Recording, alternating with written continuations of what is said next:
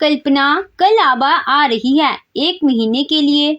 सास ने बहू के कमरे में आकर कहा तो कल्पना का मूड खराब हो गया और उसने तुरंत सास से कहा, मगर मम्मी जी, आपको तो पता है कि मुझे भी कल मायके जाना था। मेरी भी टिकट 15 दिन पहले बुक हो चुकी है। आपने उनको बताया क्यों नहीं? सास ने कहा, बेटी कभी भी आ सकती है, ये उसका घर है, मैं क्यों मना करूंगी। कल्पना को गुस्सा आ रहा था। उसने कहा, देखिए मम्मी जी, दीदी आ रही हैं तो शौक से आए, लेकिन मैं नहीं मिलूंगी क्योंकि मैं पूरे 15 दिन बाद ही आऊंगी। मेरे स्कूल में अभी छुट्टी है और बाद में स्कूल खुल जाएंगे तो मुझे ज्वाइन करना पड़ेगा।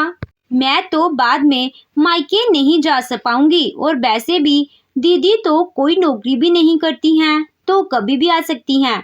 सास को बहुत गुस्सा आया। उसने गुस्से में कहा, मेरी बेटी इतने दिन कैसे रहेगी? खाना कौन बनाएगा? कल्पना ने कहा, मम्मी जी, आप दोनों भी तो होंगे और बल्कि अच्छा रहेगा क्योंकि घर जाकर मुझे भी चिंता नहीं होगी। ये सुनकर सास का तो पारा ही हाई हो गया। अच्छा, तो वो क्या काम करने आ रही है? अरे, लड़कियां अपने मायके आराम करने जाती हैं, काम करने नहीं। बेचारी ससुराल में इतना काम करती है, अब यहाँ आकर भी काम ही करेगी क्या? तभी कल्पना का पति मनीष आ गया। उसने सब सुन तो बोला, कल्पना, अब दीदी आ रही है तो क्या कर सकते हैं? कल्पना गुस्से में मुठियां बींचकर रह गई और बिस्तर पर बैठ गई। सास कमरे से बाहर चली गई। कल्पना शाम तक बिस्तर से नहीं उठी तो सास ने आवाज देकर शाम को कहा, अरे, अब कब तक गुस्सा दिखाएगी? उठकर चाय बना दे। कल्पना उठी तो उसकी नजर एक तरफ रखे सूटकेस पर गई जिसे वो मायके जाने वाली थी। इसमें बाई के बच्चों के लिए खरीदे हुए कपड़े और खिलौने थे। भाभी और माँ के लिए साड़ी थी। बाई के लिए भी टी शर्ट ले जा रही थी। उसे दुख हुआ कि जाने के लिए इतने मन से तैयारी की थी, लेकिन इस ननद के कारण सब धरा का धरा रह गया। कमरे के दरवाजे और गई तो फोन बजने लगा। देखा तो बाई का फोन था। वह फोन रिसीव करके बात करते हुए रसोई तक ले गई। बाहर बैठी सास ने देखा तो बड़बड़ाई, अब अपने घर वालों से बुराई करेगी। अरे, एक बार नहीं जाएगी तो क्या हो जाएगा? इधर कल्पना के भाई ने फोन रिसीव होते ही पूछा, अरे कल्पना, सब तैयारी हो गई ना? कल कितने बजे निकलोगी? कल्पना ने कहा, भैया मैं नहीं आ रही हूँ। कल्पना ने तो बाई के सामने जैसे बम ही फोड़ दिया था। वो कितनी बेसब्री से बहन के आने का इंतजार कर रहा था। अरे बहन, क्या हुआ?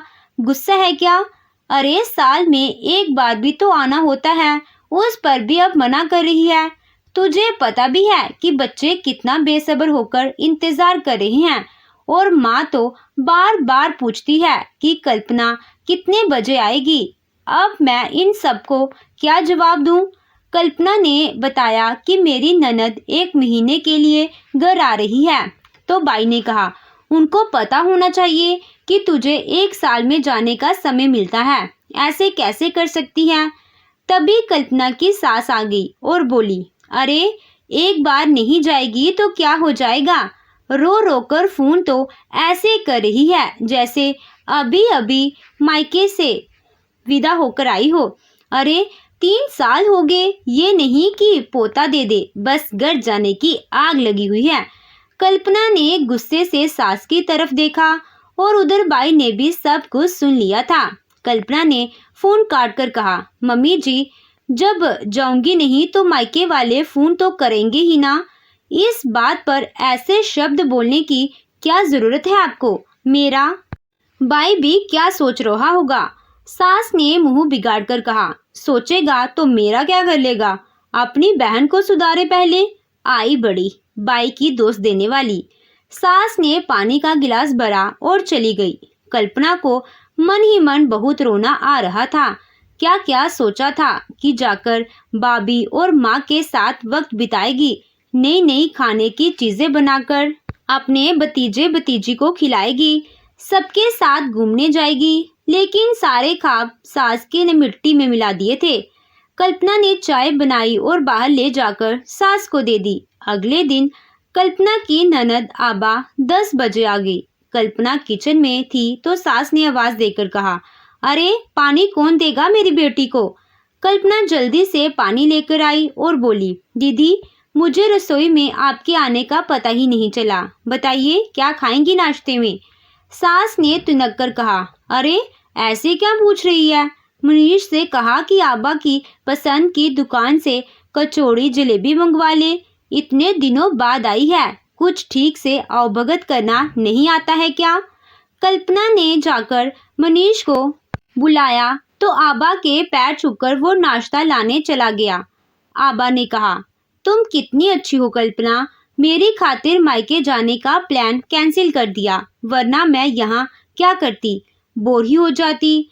कल्पना चाय बनाने चली गई तो सास ने कहा, इतनी अच्छी नहीं है ये तो चली जाती, वो तो मैंने ही हंगामा कर दिया, इसने तो सूटकेस पैक कर लिया था, अभी भी कमरे में रखा है। आबा ने कहा, मम्मी अच्छा किया जो रोक लिया, मुझसे तो इतना काम नहीं होता है, अगर ये नहीं रुकती तो मैं भी नहीं आती।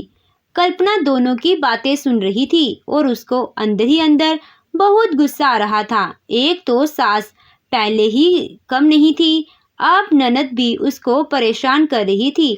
मनीष भी अपनी बहन के पास बैठा बात कर रहा था और दोनों माँ बेटे को कल्पना की दुखी मन से कोई लेना देना ही नहीं था।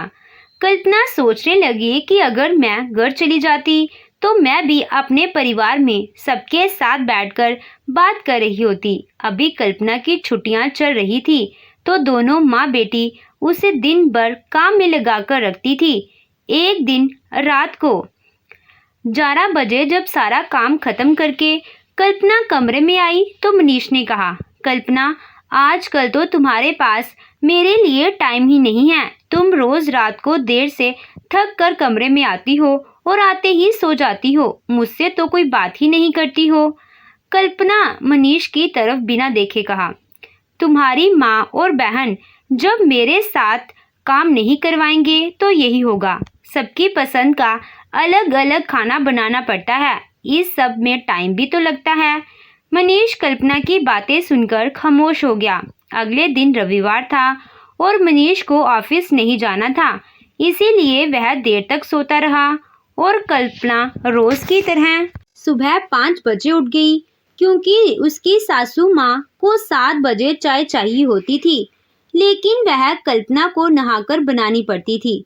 कल्पना की सास को पसंद नहीं था कि कल्पना बिना नहाए रसोई में कोई भी काम करे। कल्पना आबा को भी उठाकर चाय देने लगी तो आबा ने कहा, आज मुझे ग्रीन टी पीनी है, मैं यह चाय नहीं पीऊंगी। आबा ग्रीन टी बनाने के लिए खुद ही रसोई में चली गई तो कल्पना ने सास के सामने ही कहा, दीदी हमारे यहाँ रसोई में बिना नहाए नहीं जाते हैं, मैं भी नहाने के बाद ही चाय बनाती हूँ। आबा चौंक गई और पीछे मुड़कर बोली, यह क्या कह रही हो कल्पना, और यह कौन से जमाने की बातें हैं, अब तुम आ गई हो तो क्या घर के रूल बदल दोगी, हमारी माँ ने तो कभी ऐसा नहीं किया, तो फिर तुम क्यों कर रही हो। कल्पना ने मुस्कुराकर कहा, दीदी आपकी जानकारी के लिए बता दूं कि यह नियम तो आपकी मम्मी जी ने ही बनाया है, लेकिन शायद यह नियम सिर्फ बहू के लिए है, बेटी के लिए नहीं, इसीलिए तो यह नियम मेरे आने पर ही बनाया गया है।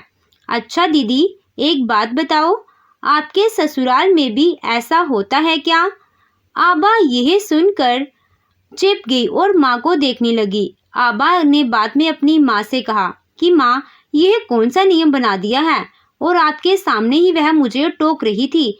तो सासू माँ ने कहा, अरे नियम नहीं बनाऊंगी तो यह सर पर नहीं बैठ जाएगी, नियम बनाने के बाद भी कितना बोलती है। आबा ने अपनी माँ से कहा, मैं तो अपने ससुराल में किसी की नहीं सुनती हूँ जो किसी को नियम बनाने पड़े, बल्कि वही लोग मुझसे डरते हैं। आबा की माँ को यह सुनकर बहुत अच्छा लग रहा था। कल्पना ने मनीष से कहा कि तुम्हारी माँ ने इतने सिर्फ मेरे लिए नियम बना रखे हैं, इस घर में बेटी बिना नहाए रसोई में कैसे घुस सकती है, जो बहू को ऐसा करना मना है। मनीष जो कि जानता था कि उसकी सास कल्पना के साथ ऐसा करती है। उसकी बात को घुमाने की कोशिश की और कहा, कल्पना, देखा, उन्होंने तुम्हारे लिए यह नियम इसीलिए बनाया है जिससे कि तुम आगे की पीढ़ी को यह सीख सकाओ, क्योंकि दादी के सामने माँ को भी ऐसा ही करना पड़ता था। कल्पना को गुस्सा आ गया और उसने आंखें निकालकर मनीष से कहा, नहीं मनीष, तुम्हारी माँ दरअसल मुझे अपनी सास का बदला ले रही है। अपनी सास के सामने वह कुछ नहीं कर सकी तो अपनी बहू के ऊपर अपना गुस्सा निकालती है, बल्कि मैं अपने बच्चों के ऊपर ऐसा दबाव कभी नहीं बनाऊंगी। जो मेरी सास ने मेरे साथ किया वह मैं अपनी बहू के साथ कभी नहीं करूंगी। मनीष फटी आंखों से उसको देख रहा था, क्योंकि अब उसे कल्पना के चेहरे पर बगावत के भाव नजर आ रहे थे और उसे लग रहा था कि कल्पना अब किसी भी दिन फट सकती है। वह अगले दिन सुबह कल्पना के साथ ही उठ गया और कल्पना सफाई करने के बाद जब नहाने जाने लगी तो मनीष ने कहा, कल्पना, तुम्हारी अभी छुट्टी चल रही है तो तुम भी आराम से रहा करो। अब तुम पहले चाय बना लो। कल्पना तो पहले से ही हैरान थी कि मनीष आज इतनी जल्दी सोकर कैसे उठ गया और अब उसे नहाने से पहले चाय बनाने को भी कह रहा है। तो उसने कहा, तुम्हारी माँ का गुस्सा कौन झेलेगा? वह तो जरा देर में मुझे सबकी नजरों में बुरा बना देंगे और यह जो तुम्हारी बहन आई है यह भी मेरे पीछे पड़ जाएगी। मनीष कुछ सोचने लगा और फिर उसने कल्पना से कहा कि ठीक है, तुम नहाने जाओ। कल्पना जैसे ही नहाकर आई तो हैरान थी, क्योंकि मनीष किचन में चाय बना रहा था। वह जल्दी से पूजा करके लौटी तो देखा कि मनीष चाय लेकर माँ के कमरे में गया है। वह भी पीछे पीछे गई और दरवाजे की आड़ में से खड़े होकर देखने लगी। जैसे ही सासू माँ ने बेटे को चाय लाते देखा तो वह उसको घूरकर बोली, वह महारानी कहाँ है जो तू चाय लेकर आ रहा है? मनीष ने कहा कि मम्मी, वह तो नहा रही है और मेरा चाय का बहुत मन कर रहा था तो सोचा मैं ही चाय बना लूं, और मेरे लिए तो नहाने का नियम भी नहीं है, इसीलिए मैंने बना ली। मनीष की माँ भड़क गई और बोली, यह काम तेरा नहीं है, समझ गया ना? आगे से तू रसोई में मत जाना। मनीष ने कहा कि ठीक है और चाय रखकर चला गया। तो आबा ने अपनी माँ से कहा, माँ, मुझे तो कुछ गड़बड़ लग रही है। इसमें पता नहीं मनीष को क्या सिखा पड़ा दिया है जो वह ऐसा कर रहा है।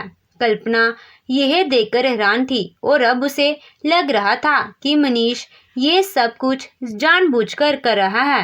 कल्पना को भी मनीष ने चाय दी तो कल्पना को बहुत अच्छा लगा और आज उसने इस घर में पहली बार इतनी नाम से किसी और के हाथ की चाय पी। फिर वह नाश्ता बनाने लगी तो मनीष ने बाहर से ही कहा, कल्पना, आलू उबाल जाए तो मुझे दे देना, मैं छिलकर दे दूंगा, और धनिया मिर्ची भी दे देना, मैं काट कर दे दूंगा, इससे तुम्हारी हेल्प हो जाएगी। मनीष की माँ और उसकी बहन फटी आंखों से यह नज़ारा देख रहे थे। उन्हें समझ में नहीं आ रहा था अब अपने भाई से कैसे लड़े। मनीष की माँ ने मनीष से धीरे से कहा, तू ये क्या कर रहा है? घर के काम आदमियों के लिए नहीं होते और तुझे उसकी मदद करने की कोई ज़रूरत नहीं है, वह सब अपने आप कर लेगी, रोज़ ही तो करती है। मनीष ने अपनी माँ की तरफ गुस्से से देखकर कहा, मम्मी, आप मुझे यह सब मत कहो, क्योंकि मुझे अच्छी तरह से याद है पापा घर के काम में आपका कितना हाथ बटाते थे। यहाँ तक कि कई बार आलू के परांठे वही बनाकर खिलाते थे। माना अपने घर के सारे नियम कल्पना के लिए बना दिए तो फिर मेरे लिए भी कोई नियम बनाएं और अपने लिए भी बनाना चाहिए। आज से आपके लिए नियम है कि खाना खाकर आप अपनी थाली खुद रखोगे और गरम गरम रोटी देने के लिए खुद उठकर जाओगी। अपना काम अपने आप करने का नियम बना देते हैं, फिर सही रहेगा, क्योंकि जो नियम आपने बनाया है उसके अनुसार तो सबका काम कल्पना को ही करना है। मनीष की माँ के होश उड़ गए और वह गुस्से में कहने लगी, पत्नी की चाकरी कर रहा है और माँ से जुबान लड़ा रहा है। तुझे शर्म नहीं आ रही ऐसा करते हुए कि आज तू माँ के लिए नियम बना रहा है? तभी मनीष ने अपने जीजाजी को फोन किया और कहा, जीजाजी दीदी तो आजकल यहाँ है, तो फिर घर कौन संभाल रहा है? मनीष के जीजाजी ने हंसते हुए कहा, साले साहब अगर तुम्हारी बहन नहीं होगी तो मुझे ही बनाना पड़ेगा ना। वैसे भी जब वह रहती है तो भी मुझसे ही बनवाती है। अब अपनी माँ को रोज रोज बाहर का तो खिला नहीं सकता। थोड़ी देर बाद करके मनीष ने अपने जीजाजी का फोन काट दिया। यह फोन स्पीकर पर था और सब लोग सुन रहे थे। अब आबा का सिर नीचा हो गया था और उसकी माँ का भी। मनीष ने कड़क आवाज में कहा, आप दोनों सारा दिन बातें बनाती हो और कल्पना घर का काम करती है। रात को वह थककर कमरे में आती है और मुझे 1 मिनट के लिए बात भी नहीं कर पाती है, क्योंकि वह बिस्तर पर लेट ही सो जाती है। माँ बेटी ससुराल में चाहिए जैसे भी रहें, उसको आप कुछ नहीं सिखाना चाहती तो फिर बहू के लिए ही सारे नियम क्यों हैं? मैं नहीं चाहता कि इस घर में झगड़ा हो, क्योंकि जो बातें मैं कह रहा हूँ वह कल्पना के दिमाग में अंगारों की तरह भरी हुई हैं। अगर किसी दिन वह फट गई तो उसमें तुम सब जल जाओगे। सासू माँ तुनक्कर बोली। फट गई तो क्या होगा? अपने जीते जी मैं इसे सिर पर तो बैठने नहीं दूंगी। तभी कल्पना रसोई से दनदनाती हुई बाहर आई और गरज कर बोली, जब बातें मेरी ही हो रही हैं तो क्यों ना मैं ही जवाब दे दूं। माँ जी, बहू तो आपको संस्कारी चाहिए, लेकिन अपनी बेटी को तो आपने कुछ सिखाया नहीं है।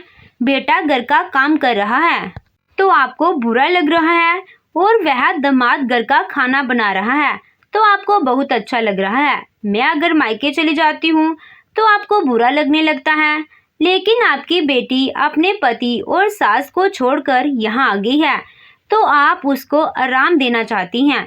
अगर आपको इतना ही भेदभाव करना है तो मैं आपके साथ नहीं रह सकती। चलो मनीष, हम कहीं और रहेंगे।